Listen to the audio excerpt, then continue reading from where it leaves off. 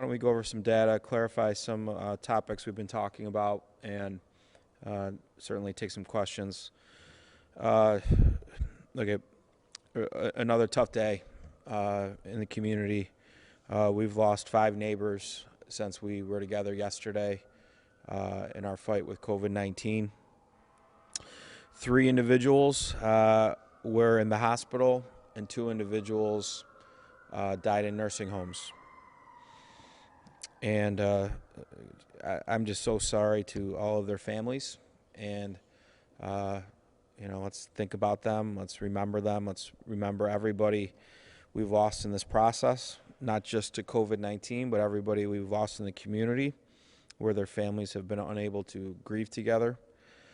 When we look at the data with our neighbors in the hospital, I have that data. I don't have data on who's in the nursing home, except certainly one of our neighbors we lost, their family members reached out to me, and so I spoke to them, but those will be private conversations.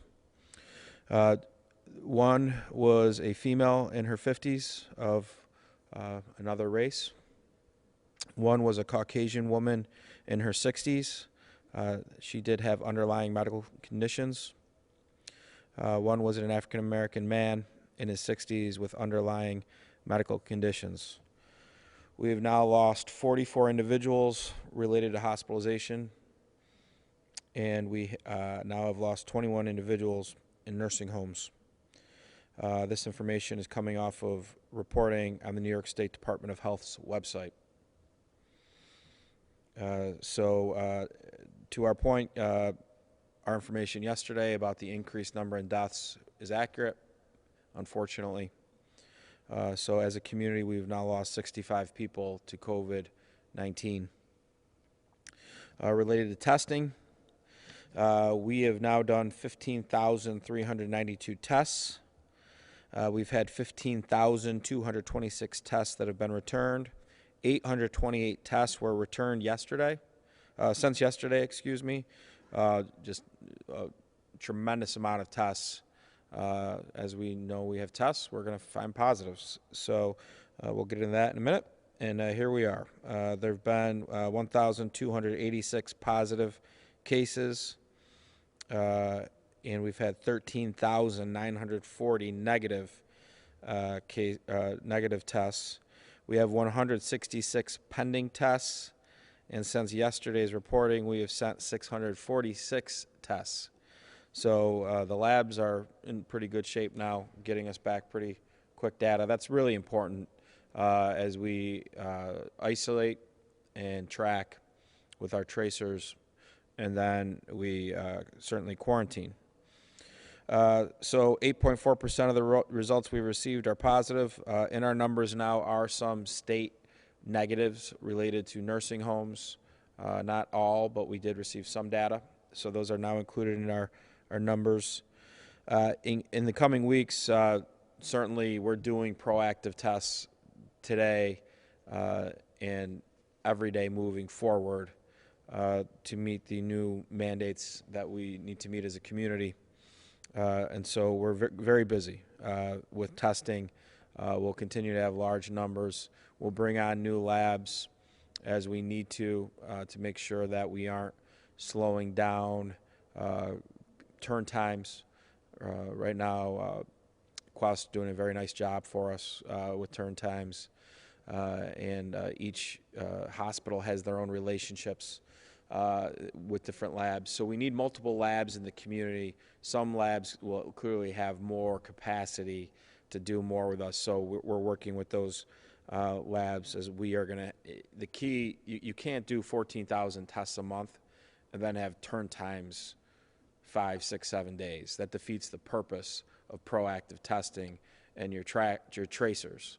So we continue to build up that infrastructure, and we're pretty comfortable where that is. 52 new cases. That was the number of new cases today. We'll get into a breakout of of what that represents in a minute. But again, if you look at 52 divided by 828, the actual percentage is less than 8%. I think it's like 6.2, 6.3%. And why would that be less? It's because we're doing proactive testing now. We've gone through the buildings that we knew the virus was in, related to assisted living facilities and independent living facilities. Now we're going into these facilities with high density and our seniors, where we don't know the virus being there, so the percentages of positives will be less. Why are we doing that? Because we see what this virus does to our seniors. And it's about identifying this and saving life.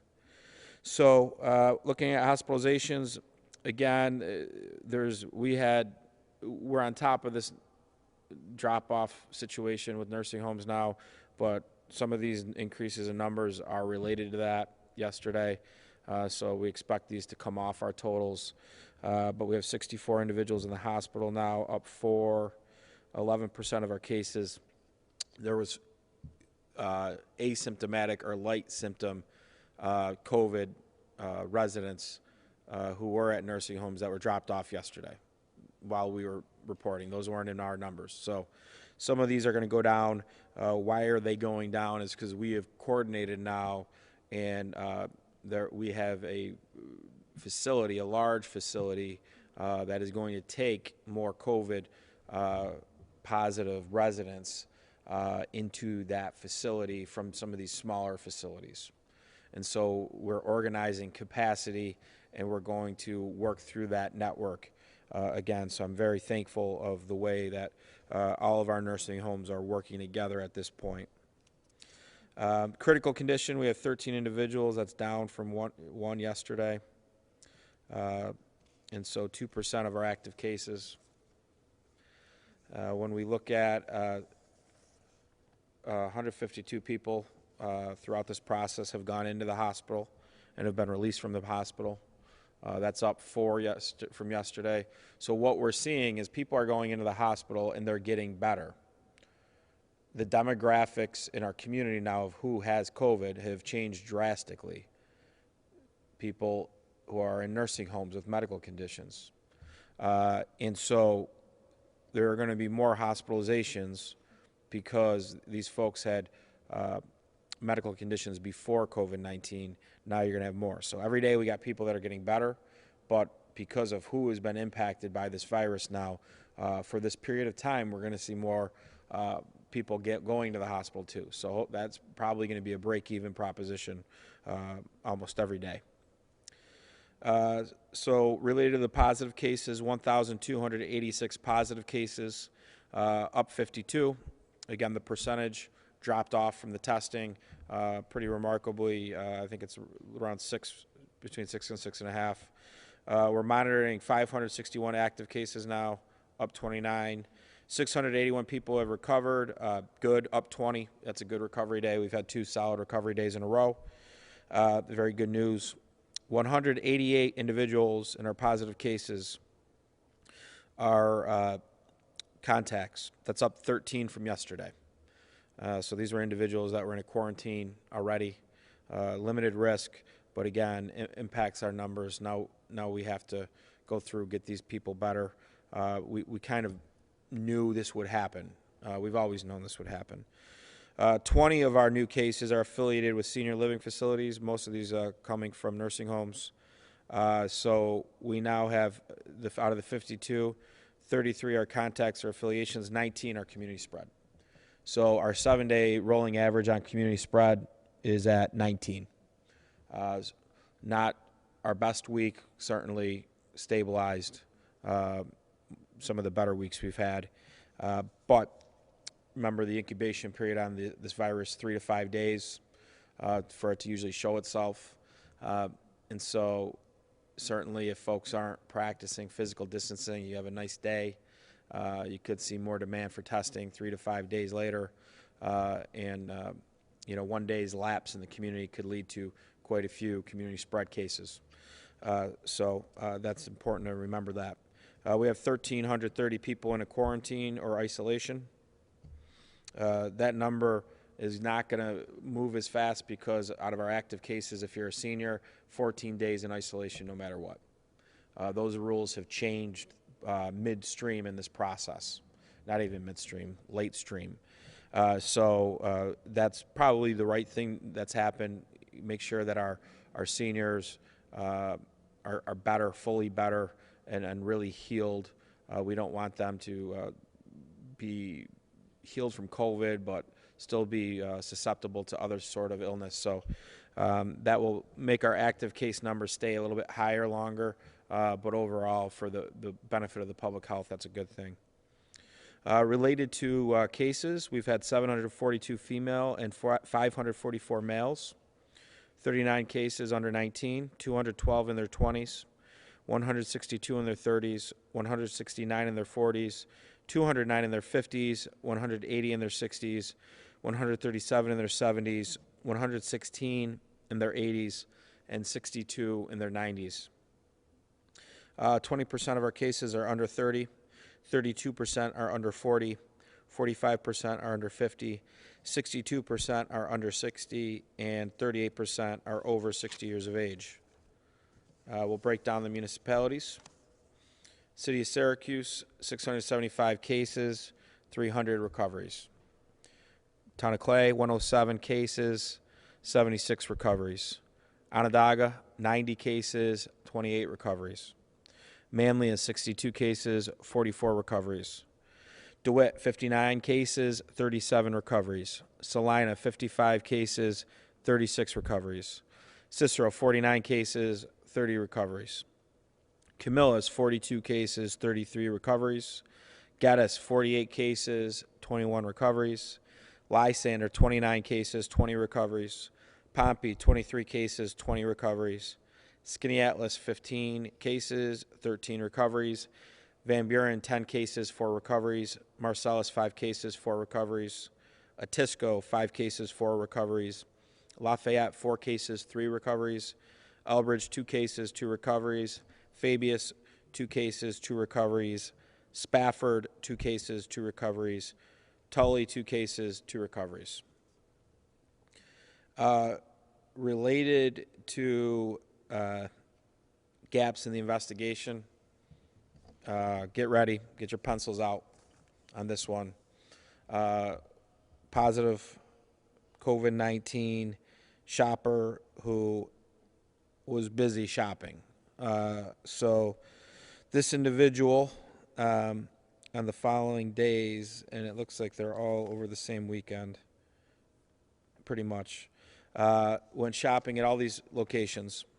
And so please bear with me on this. If you were at Mavis Muffler at 404 Oswego Street in Liverpool, Saturday, May 2nd, from 11 to 11:30 a.m. and 5:30 to 6 p.m., please be very cognizant of your conditions and certainly consult your doctor if you have any symptoms.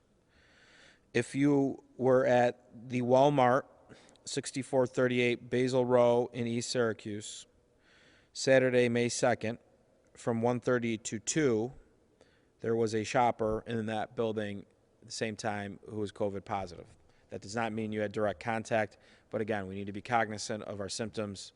If you have any questions, contact your doctor. If you were at the Tractor Supply Company, 6641 Manlius Center Road in East Syracuse, Saturday, May 2nd, 2:30 to 3 p.m., again, you had a shopper in the building who tested positive for COVID-19. Please watch your symptoms. If now we're on Sunday, May 3rd. If you were at the PetSmart, 3865 Route 31 in Liverpool, Sunday, May 3rd, from 1:15 to 1:30, please watch your symptoms. There was a shopper who tested positive for COVID-19. If you were at Lowe's on 3856 Route 31 in Liverpool, Sunday, May 3rd, 2:30 to 2:45, someone was also at Lowe's who tested positive for COVID-19. Please watch your symptoms. Any questions, contact your doctor. On Sunday, if you were at the Aldi's, 3942 Route 31 in Clay, from 3 to 3:20, Again, same deal. There was a shopper in Aldi's who tested positive for COVID-19. Please contact your doctor, watch your symptoms if you have any questions. If you were at Peppino's Pizza, 1849 Grant Boulevard in Syracuse, Monday, May 4th, from 1:20 to 1:30 p.m., same thing. Someone went to Peppino's, assuming they got lunch. They had COVID-19. Please be cognizant of your symptoms. And if you have symptoms or have questions, contact your doctor. And if you were at the Wegmans on 4979 West Taft Road in Liverpool, Monday, May 4th, from 6 to 6:30 p.m., again, same thing. Somebody was in the building shopping. Watch your symptoms. If you have symptoms, contact your doctor. Here's the good news. The individual was wearing a mask at each and every one of those locations. So this was one individual. And this just shows you how complicated tracing is, and certainly how the margin of error is still a challenge in our fight versus the virus. You could have one individual who was running their errands because they were probably working all week, running their errands, and this is what a regular weekend looks like for most families at different times. Maybe not as many stops, but many on weekends. They're just living life, and there's still that level of risk moving forward. So what do? We wear a mask, and we physical distance, and that helps mitigate the exposure to the virus. Again, certainly related to restart, we know one of the conditions for restart is tracers. We now have 300 county employees that will be trained via Johns Hopkins University for tracing, and certainly for all of you who didn't know this, I know you all probably knew this, but Dr. Gupta is a graduate of Johns Hopkins University. So she has extensive contacts there. So that's going to happen, 300. That's a big number. Why is that a big number? We're beefing up for the event that we may do shared service arrangements with other central New York regions. That 300 number satisfies not just Onondaga County's goal for restart, but the whole region's goal, satisfies and exceeds. So that is certainly ready to go. We continue to have discussions. The governor's put out some broad concepts about what different phases will look like. There's still more details to fill in there. We're still having conversations on that, but certainly our region is poised for a restart, and will certainly continue to advocate for regulation relief for businesses that are operating now that can do it safely. Example, some of the surgery centers aren't yet open for elective surgeries. We believe they should be, and we'll continue to make those. We'll continue to advocate for things where when people can do their job, physical distance, have the proper PPE, do things safely, and that's how we get going. That's what Restart Phase 1 really is loosening up regulations, maybe adding on some new businesses that weren't operating. This allows us to test the virus every time a regulation is loosened up, because you get more people back into flow. You get more contact. So that's actually helpful to us from the public health standpoint. We'll go over a couple lines, then we'll take some questions.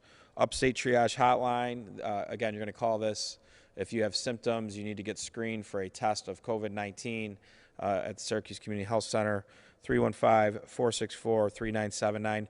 If you don't have a doctor or don't have health insurance, you're also going to call this line. So please do. We've had thousands of calls to the line. I think our partners at Upstate. Seniors, healthcare workers, and adult nutrition line, 315-218-1987.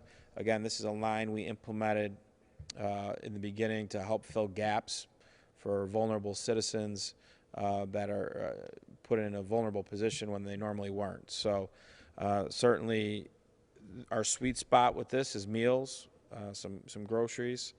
We've been doing different things as well with this. If people need help, that's one line you can get us. You can always call our office too if you need help as well.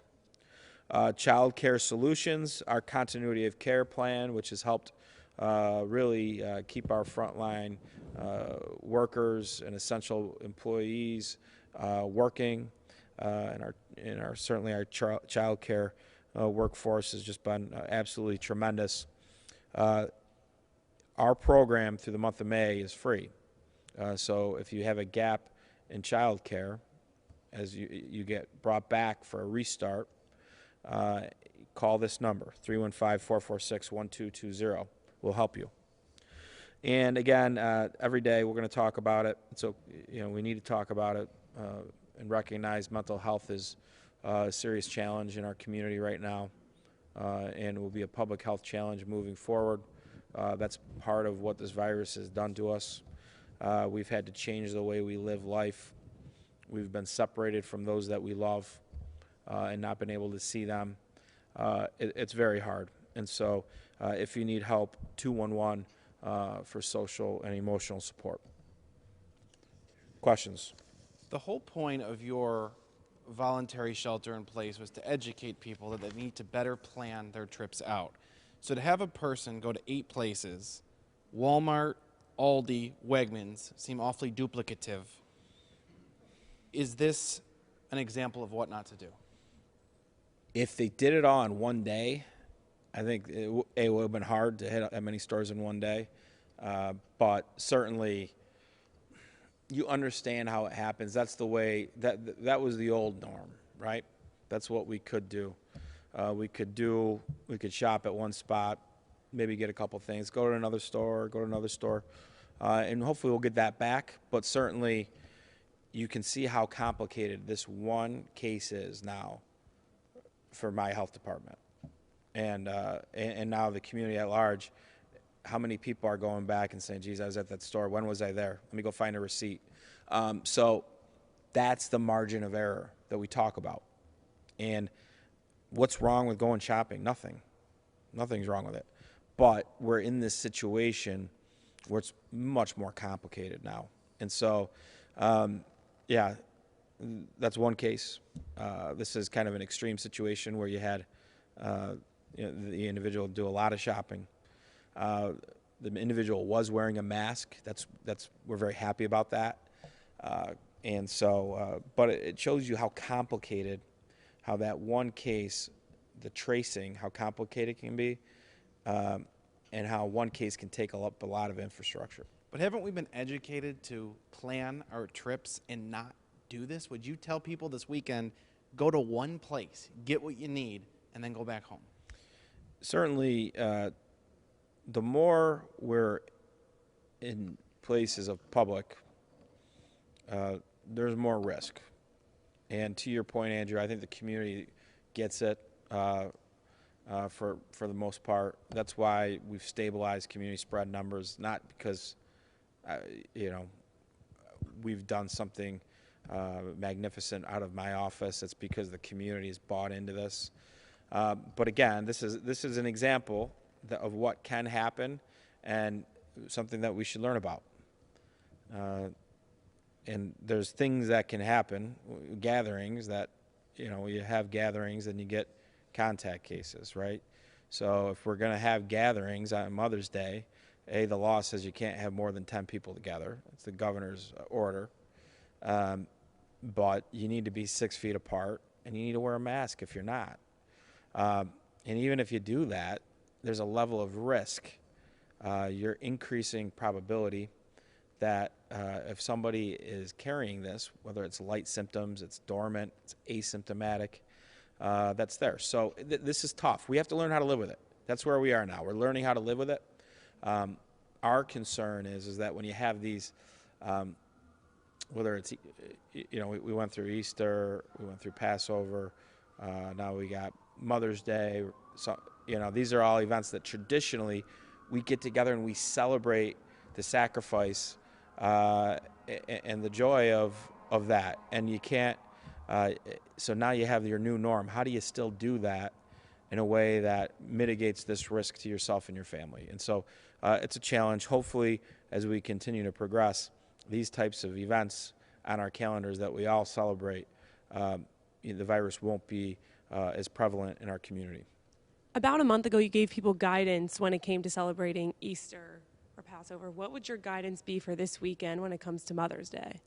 Yeah, look at first off, we talked about, let's honor our moms, and for any spouses or significant others, two moms, even though they're not your mom, you need to honor them and do a good job. That's some advice, some friendly advice. But at the same time, let's just do it in a smart, safe way. And I can only tell you what we're doing. We will drop off a card and a gift to my mom. Will we be hanging out in our house like we normally do, or their house, where I grew up? No. They'll be on the porch, and we'll be 6 feet away. That's what we're going to do. Everybody knows enough about this virus now to make their own decisions. But that's what I'm doing. And so within my own family, again, it's a little different, right? My wife is with me every day.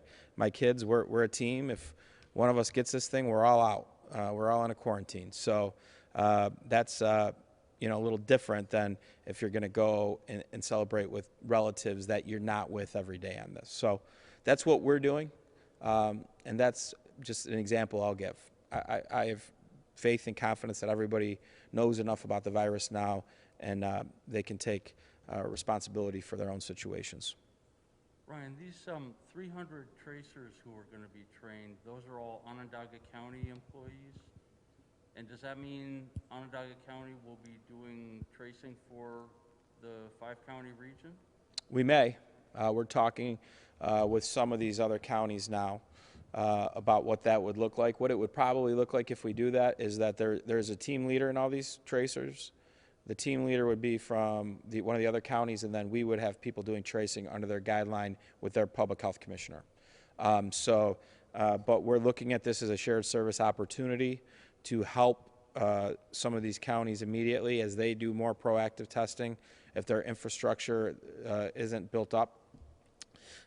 Yes, those will be county employees. We have had some really qualified folks who have retired, who used to be in this space, reach out to us willing to be trained as well. So we have those names, and we're certainly looking at those in the event that we want to get them trained as well. So that's close to 10% of the full-time workforce, right? Yep. Yeah, I mean, over 3,500 people, so yeah, 300, yeah. And the training happens when? It's a distance learning kind of setup? Correct. It's a 4-6 hour course that everybody will take in the next week. This weekend, 2 fair favorites are going to be joining Pizza Free there at the fairgrounds. Is there any concern over wine slushies being there and, kind of waiting in your car? I don't know if there's going to be police enforcement there or anything like that.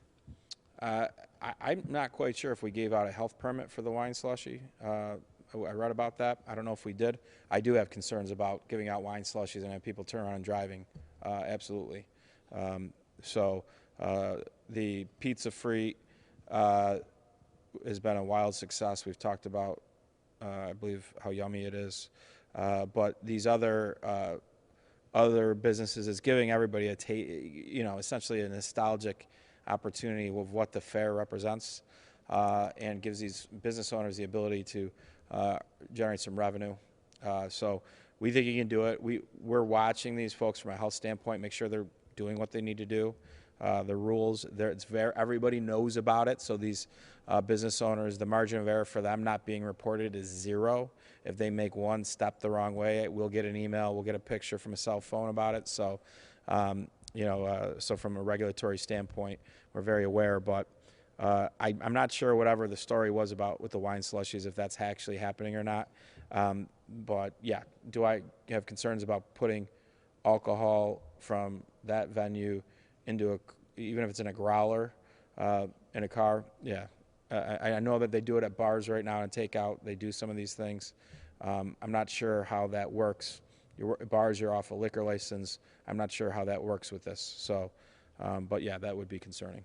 Today was the first day you reported deaths, hospital numbers versus nursing home numbers. Is there now a permanent change to the way deaths are being reported to Onondaga County and how you're reporting them to the public? Yeah, so we'll go to the state's website every day. That's how we're learning. So you can learn at the same time we do. And then we learn through our hospitals about anyone that passed in the hospital. And so we receive that information. So you'll get those numbers every day now. And certainly we're going to pray for the best, but the reality is that we're going to have tough days to come, just looking at who's getting sick.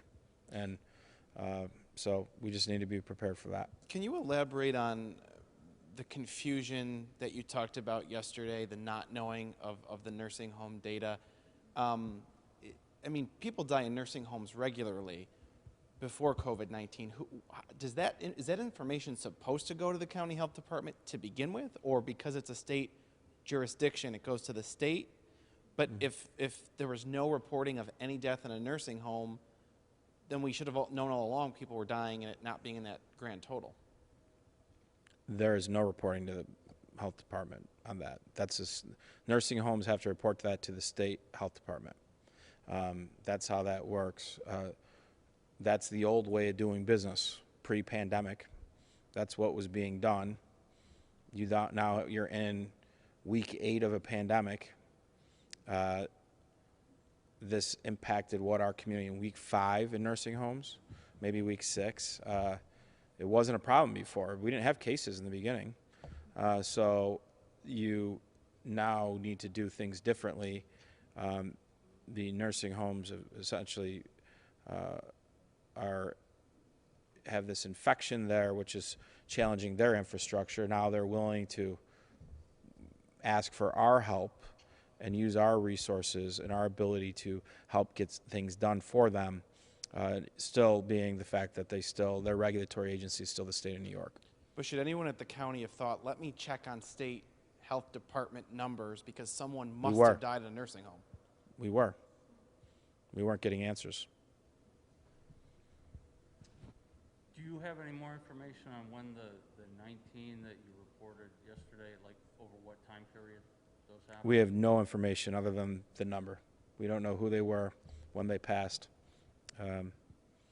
Only reason I know about one of the 2 today was because the relative reached out to me. So, or else I wouldn't know anything about that. So your total number now is numbers you get directly from hospitals and nursing home deaths that you get from the state. Correct. Because the state now, even right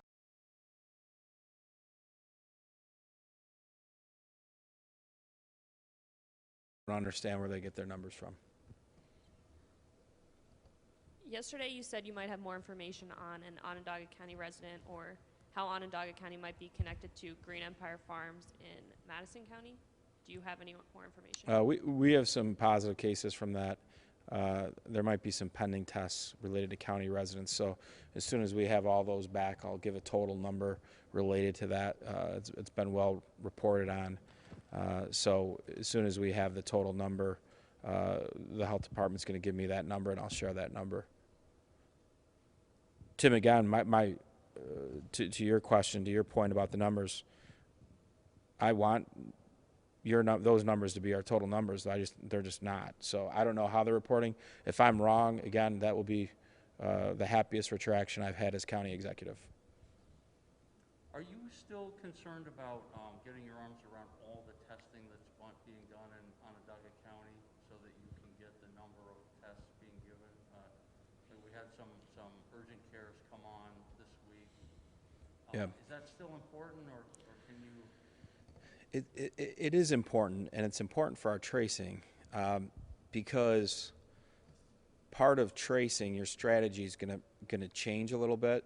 You're probably gonna need to trace symptomatics, people who get tested with symptoms even before the positive a little bit.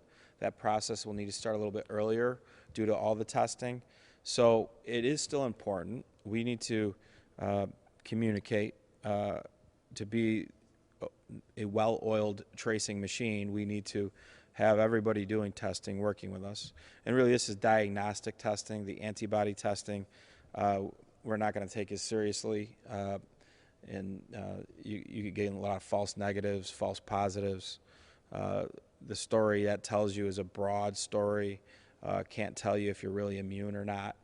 So we're talking about the diagnostic swab testing when we do that. But certainly, if we don't have some of these facilities, and again, I get the rush to test, but if we have every pharmacy doing this is A, it's unnecessary, but B, it really waters down our ability to trace the way we want to trace. Because you don't want to give up the 2 or 3 days that you're waiting for results. Yeah. And if you're doing, and look, when you got to do proactive testing, you want to do it in a way where you're eliminating and identifying potential risk. So if you're doing just this random testing, random proactive testing, I guess from a statistical standpoint, there's value there, but we want to be surgical with it to eliminate risk into communities that we know don't do well with the virus, and then continue to go back at that. So the more and more randomness you do of the testing, and at some point there's going to be random testing. This neighborhood had 8 cases in this 2-mile radius. We need to do some proactive testing. Let's go there, right? But we've done a pretty good job controlling this and flattening the curve. That's why we can talk about restart. That's why we're going to restart when we do. To change up the system, you have to pivot in the system. The testing has to change with how you're doing testing now. But to have various locations, multiple locations going, not working within our strategy, it doesn't help. It doesn't help. I'd rather have less testing locations, more testing, all within a strategic way to help our health department collect data that is meaningful where we can then make decisions. Are there any anecdotal stories of where you've gone in to do proactive testing and just be shocked that there's that many there when there were only 1 or 2 positives or no positives? Anything stand out to you at any of these facilities? Well, look at the proactive testing outside of the facilities that had COVID has been almost zero. So when you look at the proactive testing for assisted living and independent living facility, you look at the percentages, they're much lower than 8%. Where you had them was where you're finding asymptomatics and light symptoms in the buildings that had COVID cases. The majority of what we're seeing with these numbers are related to the nursing home, where we know it gets into these buildings and it just spreads. And so our assumption is going to be, and it will prove out over the next few weeks as we continue to test other independent living facilities that we haven't found COVID yet, that we probably aren't going to find it. Or if we find it, it will be very limited and spread. But we're going to go, when we start doing proactive testing in neighborhoods, we're going to be picking neighborhoods that have seen cases. Maybe not a spread, but have seen cases. We would anticipate we would see similar results in those neighborhoods to what we saw in the assisted living facilities that had a couple cases early on, that will find more asymptomatic people, more people that have light symptoms that wouldn't have gotten testing. And does that just show you that once it's in a building or a neighborhood, it gets around, but if it's not there and you're protected, you're safe from it? Yeah, I think density is really, and everybody wants to look, about how this impacts neighborhoods of poverty. And it does, because there's more density in those neighborhoods. even when you get a positive case, the ability to socially distance to avoid contacts is very difficult, very difficult. And so I know there's not as many people in Fabius and Tully and Lafayette. I also know the space between properties and the ability to socialize outside of a scheduled event is not as great. And look at their numbers, very, very small. So when you have density, when people can go out in their front yard and hang out, or go out on the front porch in a two-family and run into other people, there's more opportunities for the virus to really feed and attack, and that's what we're seeing. So that's going to be, that's a kind of what we're seeing now at this point with contacts. These contacts are coming with family situations where the ability to spread themselves out and truly isolate isn't, the real estate doesn't allow them to do that, essentially. And anybody that gets COVID positive, we offer to put them in a hotel. But if you're a parent and you need to watch your kids, how's that going to work? You can't. So that doesn't work for every case. So density drives the contacts. Density drives the positives. And so it's really proactive testing needs to be about the density and finding those cases and isolating them as fast as you can. I know you touched on this yesterday, but we've had a bunch of calls from the community wondering why the county wouldn't go to the fairgrounds where there's going to be thousands of people and test them there. And I know you just talked about strategic testing. Does that kind of play into it? Yeah. Well, how do you register them? Everybody we're going to test has to be registered. We have to know who you are, or else we get a positive. Oh, we don't know. So that's part of it. How do we register people when, Grazi at Pizza Friet's not register him to come get Pizza Friet? If he wants to put in a registration system, we'd be happy to maybe team up with him and buy your Pizza Friet and get your COVID test at the same time, right? That's a new thing, right? But that's the key. We have to know who you are if we're going to test you, so that if you have it, we get you in isolation and we quarantine everybody you contacted with. So again, randomness doesn't. If we want to just get numbers, we test anybody. We don't care. We don't care. I need numbers. I ask you to get tested 20 times, and I give you a different name every time, right? That's the wild, wild west of testing. We are doing testing, which costs money and resources to get results and make informed decisions to stop the spread of infection. Did you say that there's one large nursing facility that's going to take all the COVID patients? Yeah, we've worked with there's COVID floors on multiple facilities. Some of them have more capacity than others, and we're now working out a plan with one specific facility to expand their COVID unit to take and really help out, and we're very, very appreciative of that. Which facility is that? I believe it's the Bishops.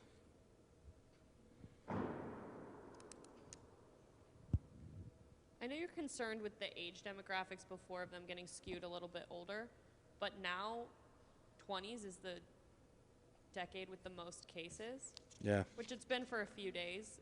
Do you read Well, they had a anything good run in the beginning too, where they were dominating the cases.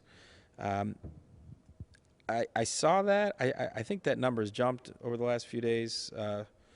So I don't know how many people are in their 20s in the room. Maybe you can tell me why that's happening. And my theories, but more active generation, more socially active. Probably a lot of folks in their 20s still in the workplace.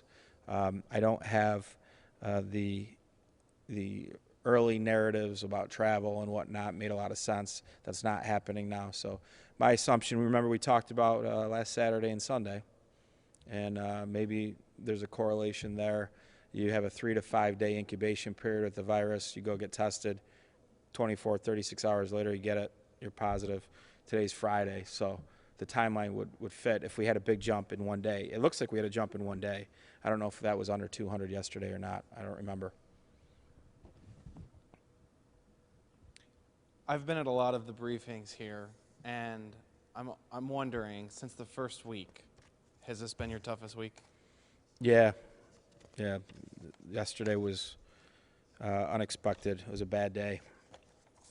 Today's a bad day, essentially when you look at the loss of life. We're going to have these. That's part of the process, and it doesn't. You learn every step of the way about this. It used to be you get really high and low based off of number of cases, but you learn, and the reality of there's going to be cases, especially when you're doing this level of testing. You accept that, but now we're at the point with this that we're in week 2 to week 3 of who the cases are and who's gotten sick. And the reality is these are the people that could least afford to get this virus, and that's why we're losing so many of them. And so that's not going to change. And so we're going to have more days like this where even though we're getting through the process to restart, and we're restarting our economy, that's going to help with the mental health of the community, the economic ruin. But the reality is we're still going to lose people, and that's very painful.